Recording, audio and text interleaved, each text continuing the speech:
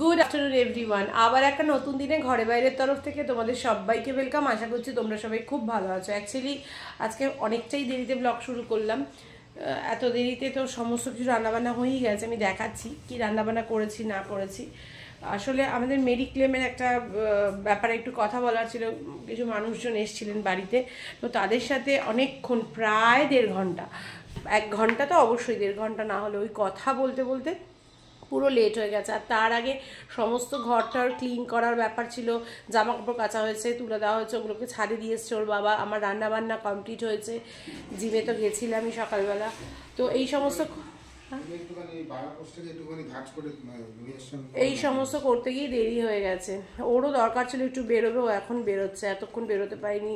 ওই ভদ্রলোক এসেছিলেন, তো ওনার সাথে কথা বলতে গিয়ে এতটা দেরি হয়ে গেছে।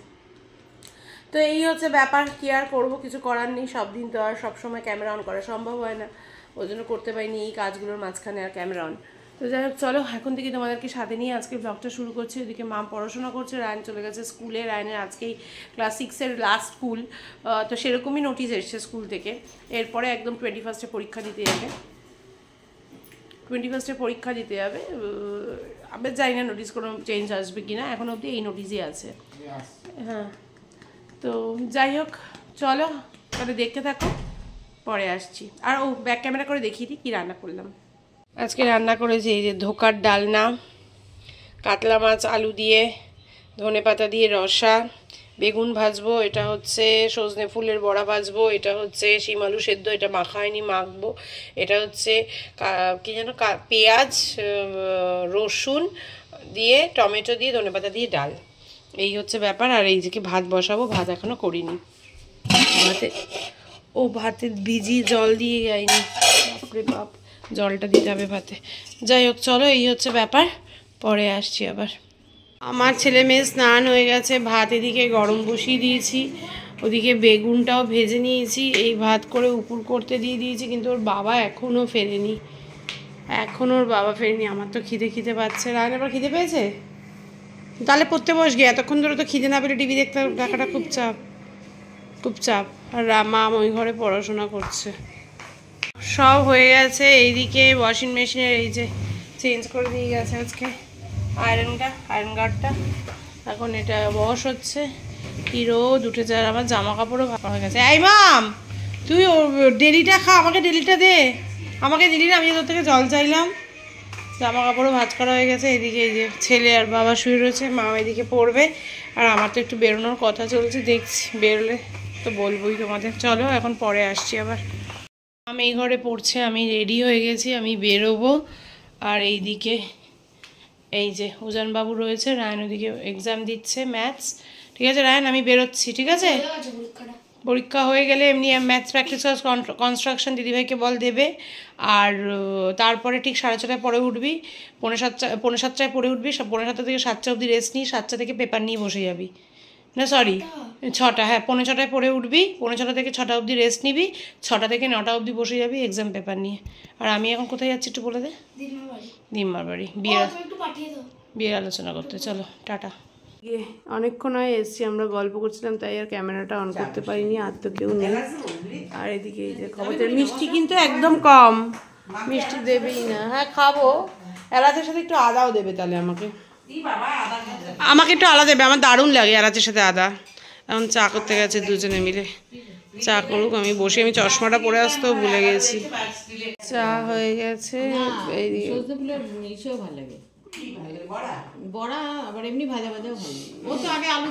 ভাজলাম কারণ গন্ধ লাগে, তার থেকে চা হয়ে গেছে, চা খাই। করবো কি, বিয়ের আলোচনা করতে গিয়ে দেখো কটা বেজে গেল। এদিকে চলছে খবর, আর এই যে চলে এসছে। হ্যালো, কি বলবে দেখো। কি তোমাকে বলছি, এখানে আর কেউ আছে তুমি ছাড়া, আমি ছাড়া? মা তো বাইরে গেছিল। ও আবার কে? এটা ব্লগ হচ্ছে, বলছে ও কে, কার সাথে কথা বলছো? হ্যাঁ,